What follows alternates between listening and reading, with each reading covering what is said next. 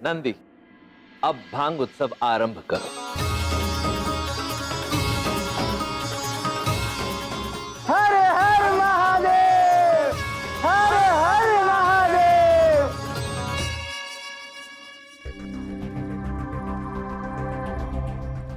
मेरा आपके साथ जाना आवश्यक है क्या माता?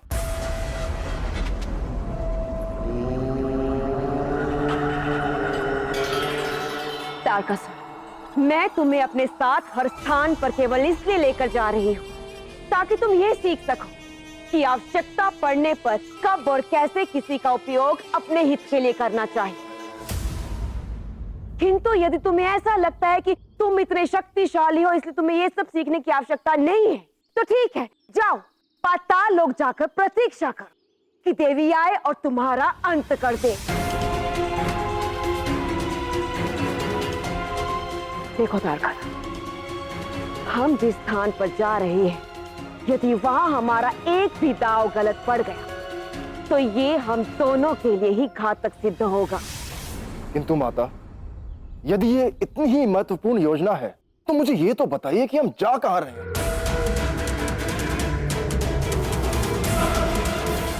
उस ऋषि को जागृत करने जिनमें त्रिदेव को भी श्रापित करने की शक्ति है, ऋषि दुर्वासा। उनके नाम का अर्थ है जिसके साथ वास करना कठिन है, और ये इसलिए है क्योंकि उनके क्रोध की अग्नि की ऊष्मा असहनीय है। मनुष्य तो क्या, देवता भी उनके क्रोध से भयभीत रहते हैं। ऋषि दुर्वासा का श्राप त्रिदेव के लिए भी उतना ही हानिकारक है जितना किसी और के लिए।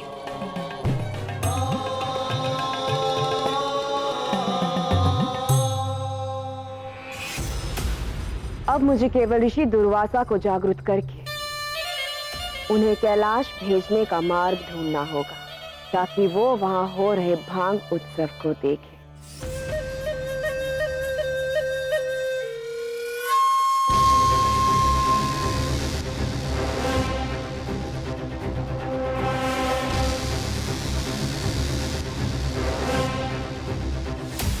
ऋषि कश्यप की पत्नी दिति आपसे भेंट की अनुमति चाहती है ऋषि दुर्वासा।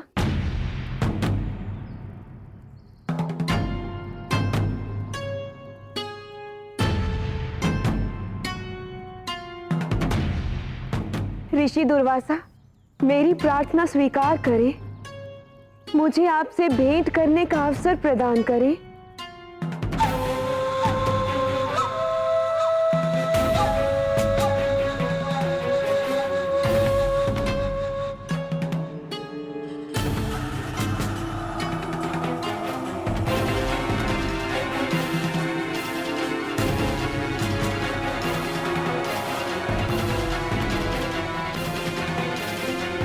प्रणाम ऋषिवर। आशा करता हूं कि मुझे मेरी साधना से जागृत करने के पीछे अवश्य ही कोई विशेष कारण होगा, अन्यथा मैं तुम्हें यहीं भस्म कर दूंगा, भले ही तुम ऋषि कश्यप की पत्नी क्यों ना हो। कारण तो विशेष ही है ऋषिवर। मैं यहाँ आपको महादेव के विवाह का शुभ समाचार देने आई हूँ। महादेव का विवाह? हाँ ऋषिवर, महादेव की शक्ति, उनकी देवी पर्वतराज हिमावन की पुत्री पार्वती के रूप में लौट आई है और शीघ्र ही उन दोनों का विवाह भी होने वाला है। विवाह से पूर्व कैलाश में एक बहुत बड़ा उत्सव भी आयोजित हो रहा है जिसमें सभी देवी देवता उपस्थित हो रहे हैं। मुझे लगा कि आपके आशीर्वाद के बिना महादेव का विवाह अधूरा ही रह जाएगा, बस इसीलिए यहाँ चली आई ताकि आप भी कैलाश पर्वत पर होने वाले इस उत्सव में भाग ले सके और महादेव को उनके विवाह के लिए आशीर्वाद दे सके। अवश्य, महादेव के विवाह के पूर्व उन्हें शुभकामनाएं और अपना आशीर्वाद अवश्य दूंगा। यहाँ आकर मुझे आमंत्रित करने के लिए तुम्हारा धन्यवाद।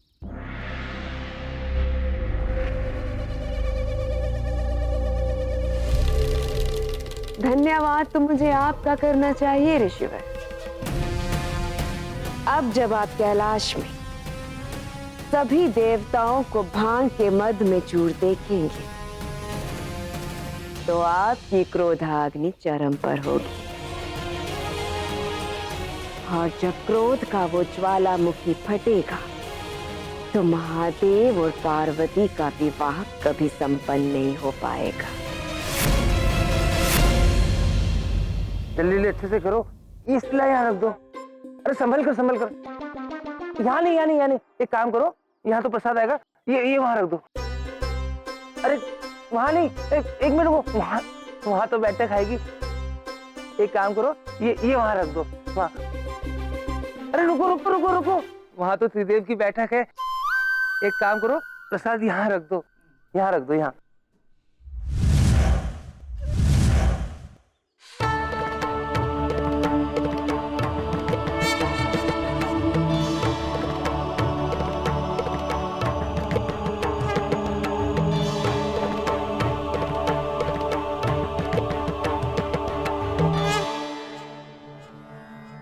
महादेव, पहली बार यहाँ किसी विवाह के लिए उत्सव होने जा रहा है।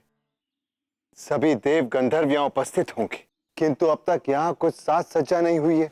बहन पार्वती ने आपके उत्सव के प्रबंध का दायित्व मुझे सौंपा, इसीलिए मैं इस कैलाश के उत्सव को बिना साज सज्जा के आरंभ होने नहीं दे सकता। महादेव, अब बहन के आदेश को पूर्ण करने से भाई को भला कौन रोक सकता है। हे नारायण, आप जैसी चाहें वैसी सज्जा कर।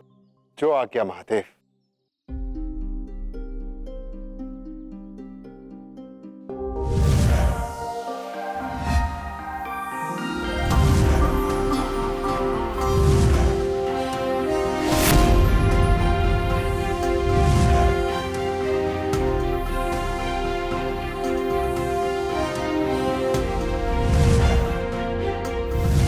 नारायण नारायण।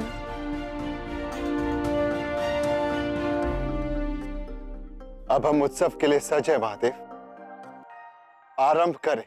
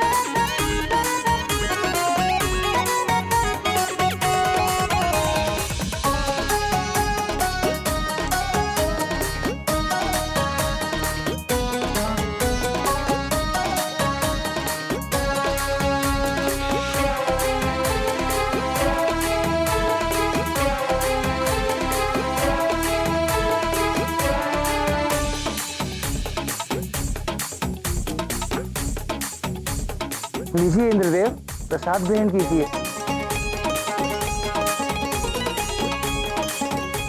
लीजिए नंदी, आप भी पीजिए। अरे लीजिए।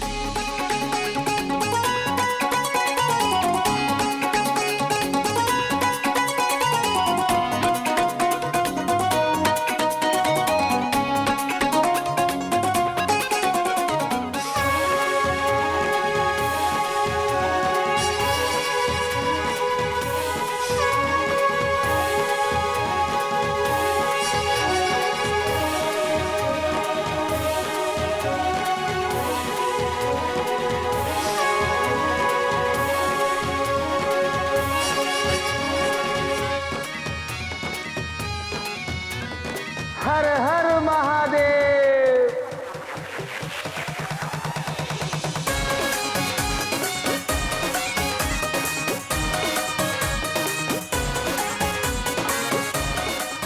इंद्रदेव, अब आप कीजिए।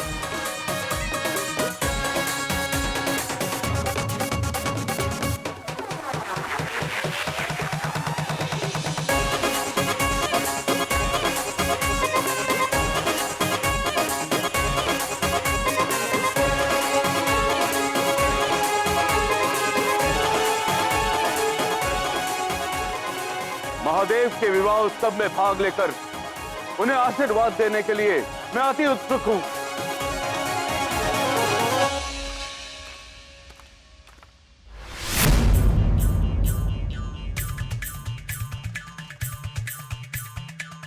सामने देवराज है नंदी। इस प्रतियोगिता में तुम जीत नहीं पाओगे। ये युद्ध नहीं है, ये तो खान पान का द्वंद्व है। नंदी को कोई परास्त नहीं कर सकता। तुम लगे रहो नंदी।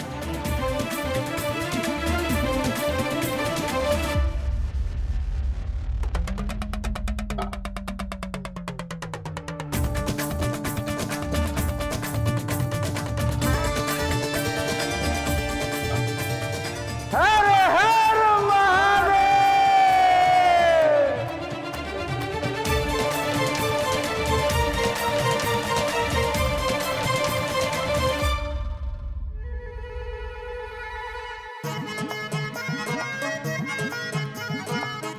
प्रभु धन्य हो गया प्रभु।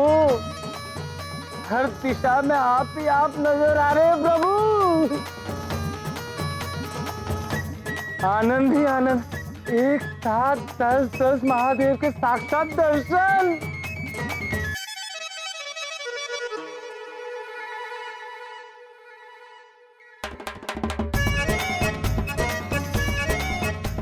असत्य, क्योंकि तुम भी मुझे 10-10 दिख रहे हो। ये तुमने देवराज इंद्र के साथ छल किया है। देवराज इंद्र की प्रतियोगिता एक नंदी के साथ नहीं, 10-10 नंदी के साथ है। हर हर महादेव।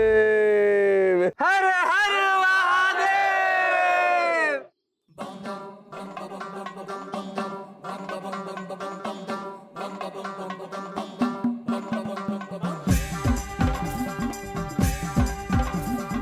बम भोले बम भोले बम भोले, कैलाशपति शिव शंभो बम भोले। आज सर पे उठा के नाचो गगन, होने वाला है शिव शक्ति का मिलन। पी लो रे पी लो शिव नाम का प्याला, आया रे आया है समय शुभ वाला। छाया है सारी सृष्टि के कड़ में है आज नया उत्साह। सारे ब्रह्मांड में होने वाला है सबसे बड़ा विवाह।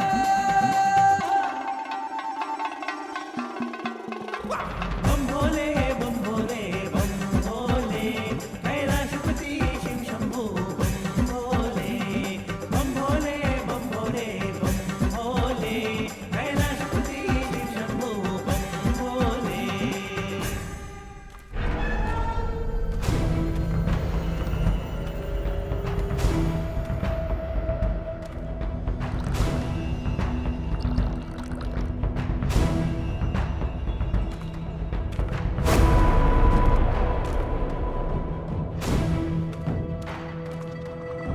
ऐसा प्रतीत होता है इस उत्सव में और भी अतिथि आ रहे।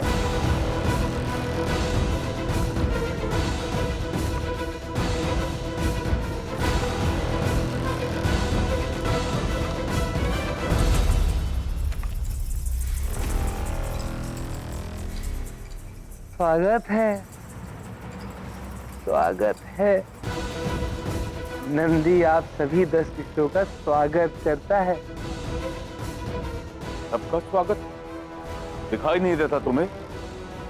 मैं अकेला हूं यहाँ। आप सभी बहुत दूर से यात्रा करके आए। आइए थकान मिटा लीजिए। महादेव कहाँ है? मुझे महादेव से मिलना है। हम सब भी तो यहाँ महादेव से ही मिलने आए हैं, किंतु उससे पूर्व महादेव का ये प्रसाद ग्रहण कर लीजिए। तब तक मैं महादेव को बुलाकर लाता हूँ। लीजिए।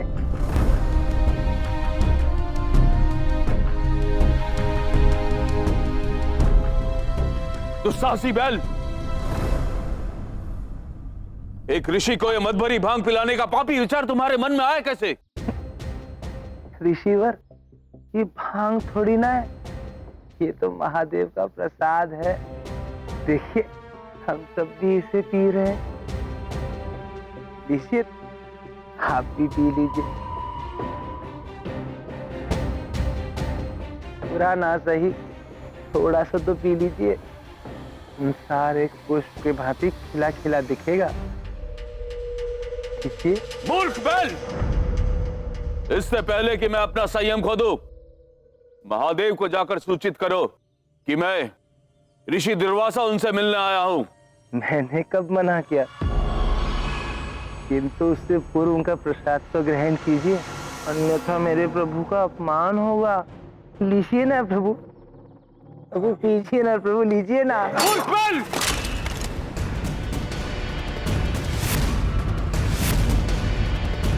अपमान मेरा हुआ है, ये आनंदोत्सव नहीं, पाप उत्सव है।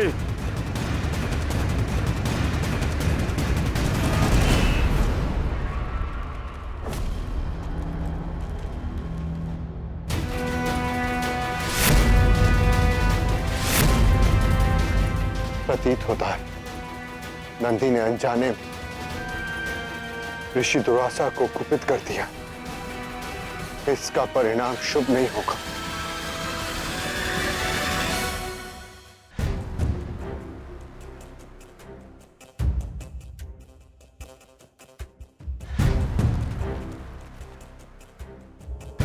नंदी, ओह, अब समझा, इसमें इस बैल का दोष नहीं, आपका है महादेव। इस अभद्र और असभ्य उत्सव में आप भी साथ हैं, और जब भगवान ही अपने भक्तों को मर्यादा में ना रखे तो इसमें भक्तों की क्या भूल? ऋषि दुर्वासा, मुझे खेद है कि नंदी के कारण आप आहत हुए। इसने इस भांग उत्सव में आपको भांग अर्पण करने का प्रयास किया, परंतु इसमें इसकी मंशा का कोई दोष नहीं है। ये तो इस उत्सव में आए प्रत्येक व्यक्ति का स्वागत करना चाहता था। इस अपवित्र भांग से? पवित्र अपवित्र केवल हमारा दृष्टिकोण होता है महर्षि।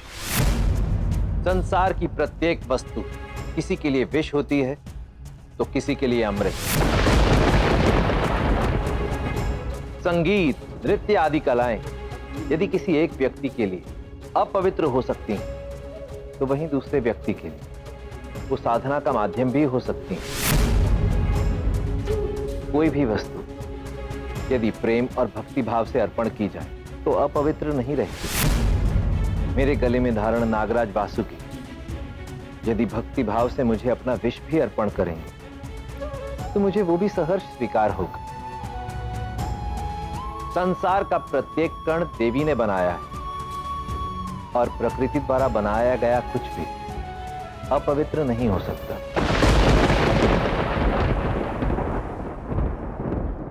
जितना प्रिय मुझे नंदी है, उतने ही प्रिय आप। जहां एक ऋषि की तुलना भांग पीने वाले इन अभद्र जनों से हो, वहां मैं एक क्षण भी नहीं रुक सकता। अतिथि हूं, रिक्त हाथ नहीं आया। आपने कहा ना, जिसके पास जो अर्पण करने के लिए होता है आप उसे स्वीकार कर लेते हैं, तो मेरे पास अर्पण करने के लिए श्राप है।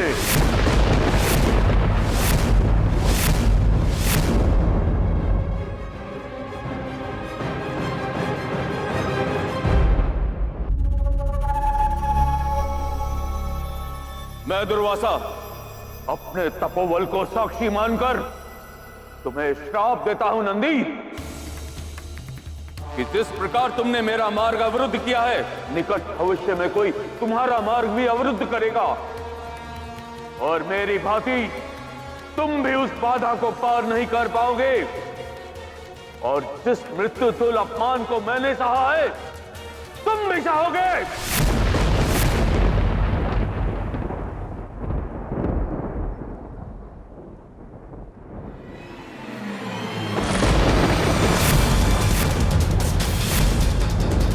और आप महादेव, आपने मेरी और मेरे तपोबल की तुलना भांग के मद में चूर अपने इन अभद्र अतिथियों से की है। अतिथि के रूप में आज आपने केवल मेरा अपमान ही नहीं किया, बल्कि असभ्य और अभद्र व्यवहार को भी उचित ठहराया है। इसलिए अब मेरा श्राप आपको शिष्टाचार और अतिथि सत्कार की मर्यादा का भान करवाएगा। मैं ऋषि दुर्वासा त्रिदेव और अन्य सभी देवताओं को साक्षी मानकर महादेव को श्राप देता हूं। आपके विवाह में कन्या पक्ष आपके इस अशिष्ट और अभद्र अवतार को देखकर मूर्छित हो जाएंगे।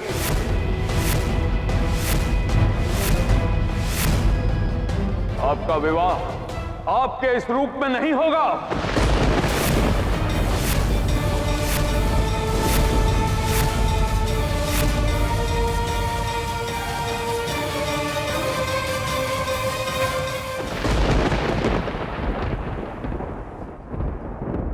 प्रभु को मेरे कारण श्राप मिला। नहीं नहीं, ऋषि दुर्वासा, मैं आपसे भिक्षा मांगता, महादेव को दिया हुआ श्राप वापस ले लीजिए। भूल मुझसे हुई थी तो दंड भी मुझे ही दीजिए।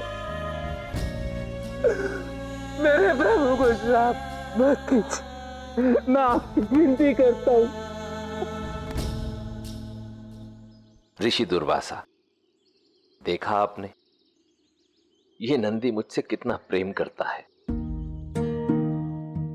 मेरे प्रति कितना भक्ति भाव है इसके मन में।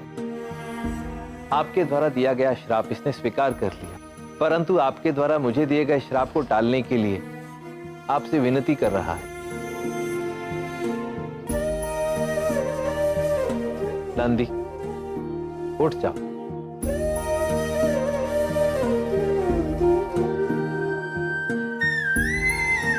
ऋषि दुर्वासा, यदि मैं अपने इस भक्त द्वारा अर्पण किया गया भोग स्वीकार कर सकता हूं, तो आपके द्वारा दिए गए श्राप को भी सहर्ष स्वीकार करता हूं।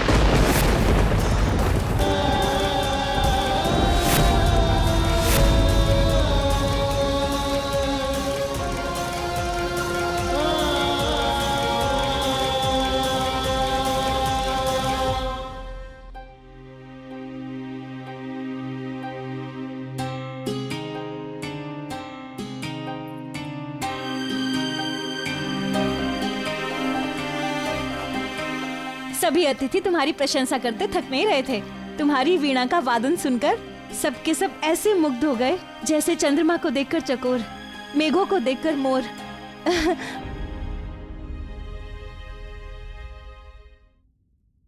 पार्वती, किस विचार में खोई हो पुत्री? मेरा मन विचलित हो रहा है माँ।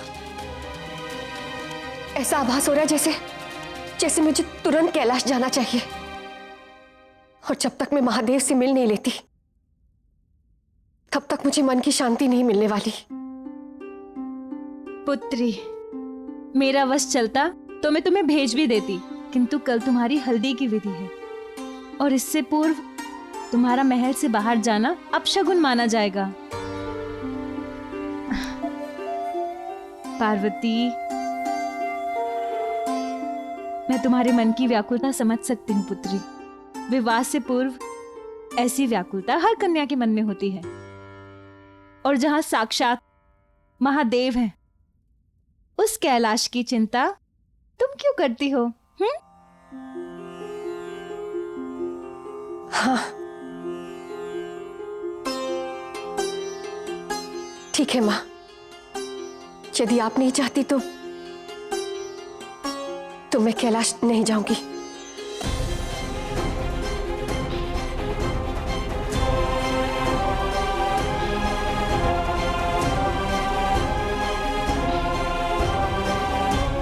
आशा करती हूँ कि मेरे वहां ना होने से कोई अनिष्ट ना हो।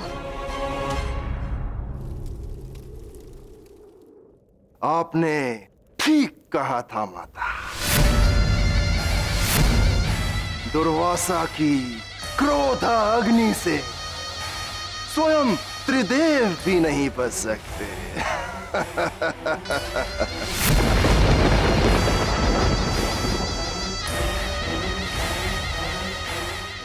अब आप किस चिंता में हैं?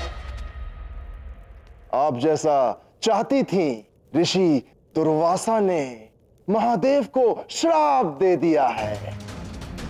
अब उनका विवाह नहीं होगा।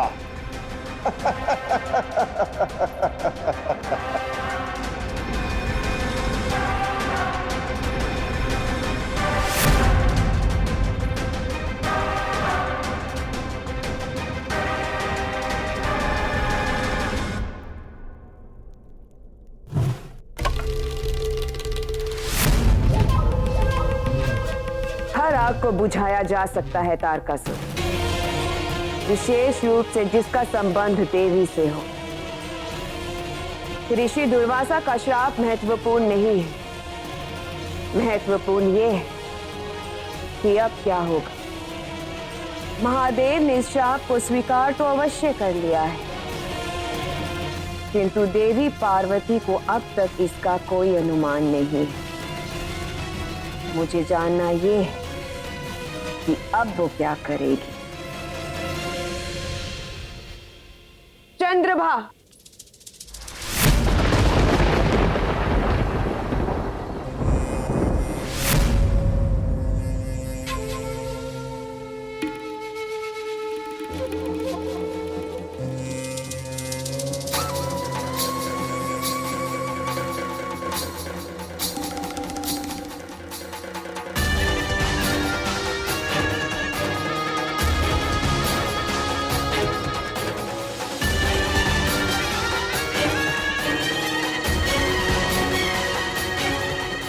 क्या आदेश है माता तिथि? तुम्हें मेरी दृष्टि बनकर पर्वतराज हिमावन के महल जाना है और वहां देवी पार्वती पर अपनी दृष्टि रखनी है। यदि कोई महत्वपूर्ण बात हो तो मुझे तुरंत सूचित करना। और हाँ, स्मरण रहे, किसी को तुम पर संदेह नहीं होना चाहिए। आप निश्चिंत रहिए माता तिथि, मैं अच्छी तरीके से जानती हूँ कि बिना दृष्टि में आए पार्वती पे दृष्टि कैसे बनाए रखनी है।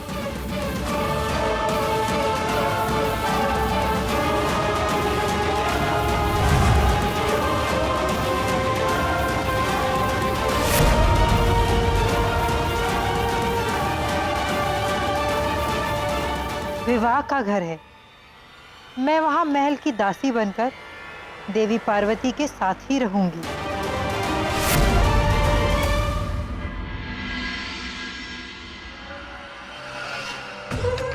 कुछ क्षणों के लिए मेरी आंख क्या लग गई। देवी पार्वती तो अपने कक्ष से ही अदृश्य हो गई। कहाँ गई होंगी?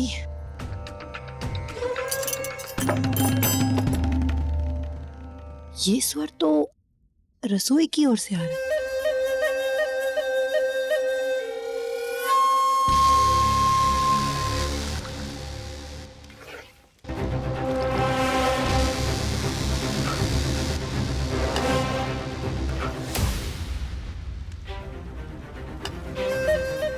हल्दी समारोह के बाद के भोजन के सारे व्यंजनों की सूची है ना आपके पास? जी महारानी।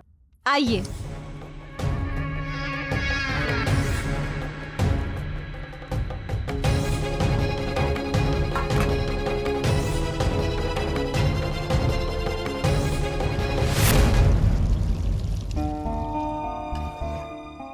पार्वती,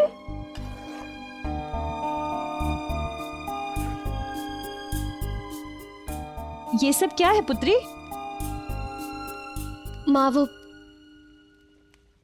रात भर मुझे नींद नहीं आ रही।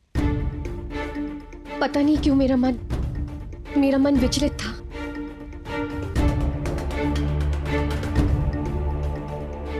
रात भर मैं महादेव और उनके अतिथियों के बारे में सोच रही थी माँ। अपनी हल्दी की विधि के कारण मैं कैलाश तो नहीं जा पाई, तो सोचा कि इस खीर के माध्यम से किसी को वहां पर भेजकर उनकी कुशलता जान लो। बस उन सब के लिए खीर बना रही हूँ। पुत्री, कितनी चिंता और कितना प्रेम है तुम्हारे मन में।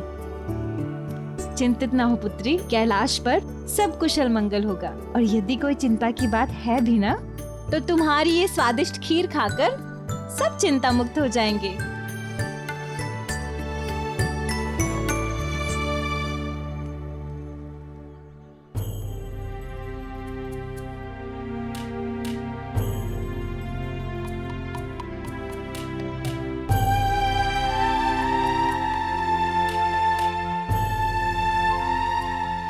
तुम कल रात से यही बैठे हो नंदी, ना तुमने अन्न लिया ना जल, कुछ तो खा लो। मैंने कहा ना, मुझे कुछ नहीं चाहिए। तुम सब जाओ यहाँ से। हम सब तुम्हारी पीड़ा समझते हैं नंदी। किसी ने नहीं सोचा था कि ऋषि दुर्वासा। स्वयं को दोष मत दो नंदी। स्वयं को दोष कैसे ना दूं? प्रभु से मैंने ही इस उत्सव के लिए कहा था। ऋषि दुर्वासा का स्वागत भी मैंने ही किया था, और मेरी मूर्खता के कारण ही प्रभु को इतना बड़ा श्राप मिला। प्रभु तुमसे रुष्ट नहीं है नंदी, बल्कि उन्होंने ही हमें तुम्हारे पास भेजा है ताकि तुम कुछ खा लो। मेरे कारण प्रभु ने इतना भयानक श्राप स्वीकार किया, फिर भी उन्होंने मेरे लिए भोजन भिजवाया। मैं उनके प्रेम, इस करुणा के योग्य नहीं हूं। भले ही प्रभु मुझे क्षमा कर दे, लेकिन मैं अपने आप को कभी क्षमा नहीं कर पाऊंगा।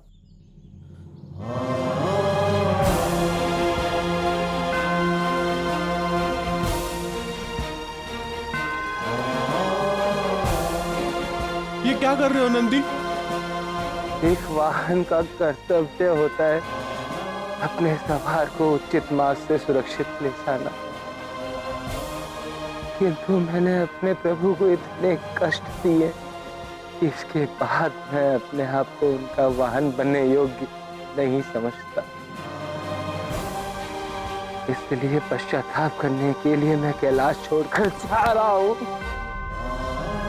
अनर्थ हो गया। अब नंदी के बिना महादेव की बारात कैसे निकलेगी?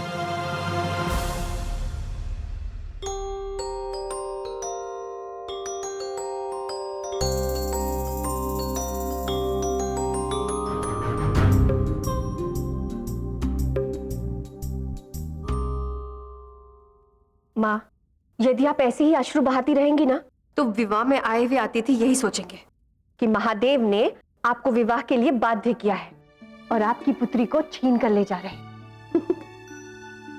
अपनी माँ को कैसे प्रसन्न करना है, ये तो कोई तुमसे सीखे।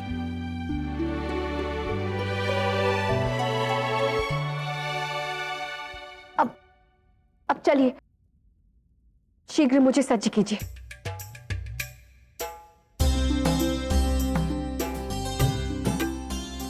मैंने तो ये सोचा था कि रेवती मेरे श्रृंगार में मेरी सहायता करेगी,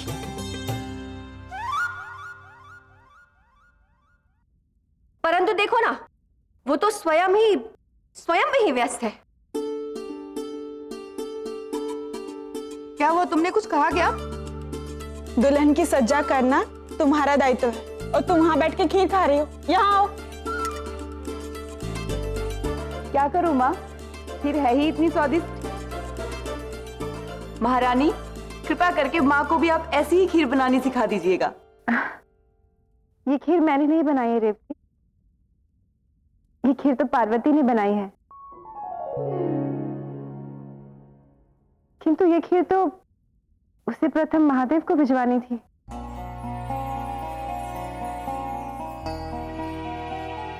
क्षमा करना पार्वती, मुझे नहीं पता था ये खीर महादेव के लिए बनाई गई है।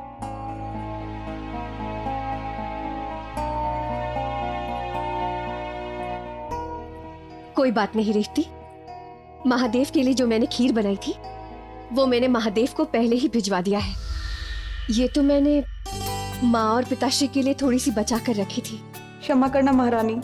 कोई बात नहीं रेवती। आओ पार्वती। ये सब क्या हो रहा है? ऋषि दुर्वासा द्वारा श्राप मिलने पर भी देवी पार्वती का महादेव के लिए खीर भेजवाना, हल्दी विधि के लिए यूं सज होना,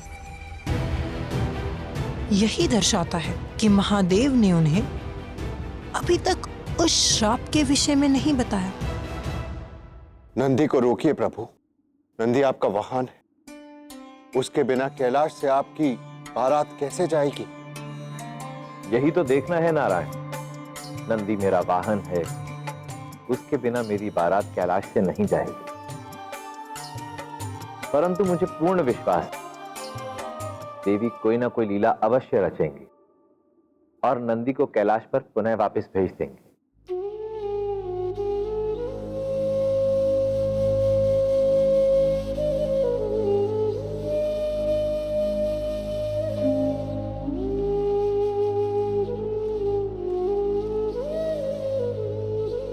मुझे यहाँ देवी पार्वती ने भेजा है।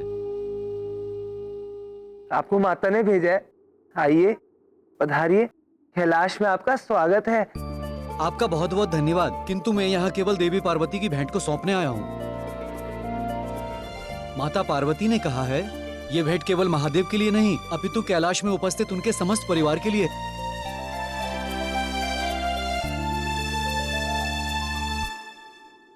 किंतु देवी पार्वती नंदी को कैसे रोकेंगी महादेव? वो तो वहां हल्दी की विधि में व्यस्त होंगी। प्रभु, प्रभु, देखिए माता ने हमारे लिए क्या भेजा है। उन्होंने स्वयं अपने हाथों से ये खीर बनाई है हम सब कैलाशवासियों के लिए। अच्छा, ठीक है। परंतु नंदी, तुम तो कैलाश छोड़कर सदा सदा के लिए जाने वाले थे, तो ये खीर लेकर वापस कैसे लौटा? प्रभु, मैं कैलाश छोड़कर जा तो रहा था, किंतु माता ने खीर भेजी तो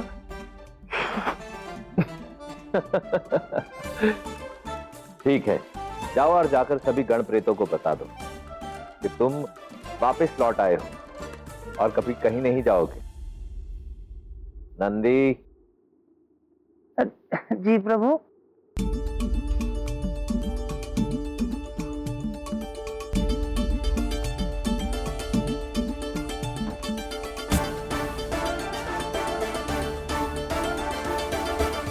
देखा नारायण, ये है देवी की लीला। एक ही माध्यम से उन्होंने अपनी इस भेंट की मिठास भी समस्त कैलाश में फैला दी और साथ ही नंदी को भी कैलाश पर वापस भेज दी। सच महादेव, कितनी सरलता से देवी पार्वती ने आपकी बारात में आपके वाहन नंदी की उपस्थिति सुनिश्चित कर दी। देवी की लीला दिव्य है महादेव।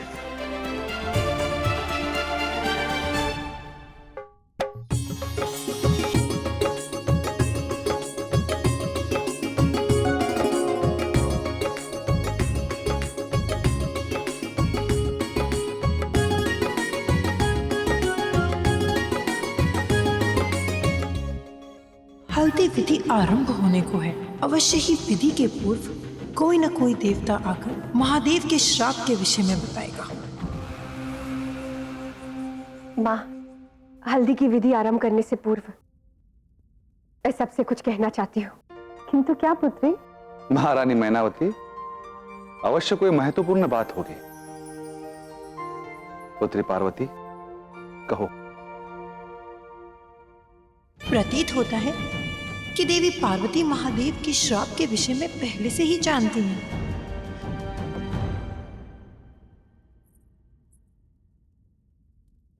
ये मेरा सौभाग्य है कि आप सब मेरी हल्दी की विधि में सम्मिलित होने के लिए पधारे हैं। किंतु इस विधि को आरंभ करने से पूर्व हमें इस विधि के महत्व के बारे में समझ लेना चाहिए। हल्दी पवित्रता और समृद्धि का प्रतीक है और इसीलिए विवाह के पूर्व ये वर और वधू को लगाई जाती है, ताकि ये पवित्रता और समृद्धि उनके वैवाहिक जीवन में घुलकर उनके अटूट बंधन को और सशक्त और समृद्ध बनाए। इस विधि का एक और महत्व है। वर की हल्दी की विधि तभी संपन्न मानी जाती है जब वधू की बची हुई हल्दी उसे लगाई जाती है।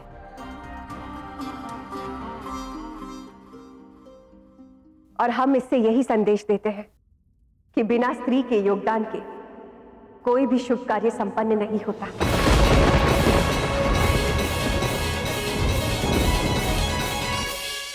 मेरे माता पिता ने मुझे आजीवन प्रेम और सम्मान दिया है, परंतु इस संसार में कुछ परिवार ऐसे भी हैं जो अपनी पुत्री को बोझ समझते हैं। और इसलिए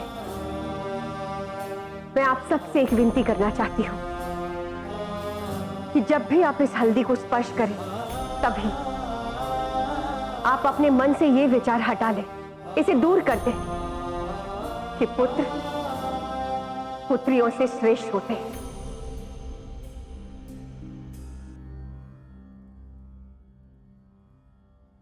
और इस भेदभाव को हटाने के बाद आप सभी सम्मान और प्रेम देने का संकल्प लें।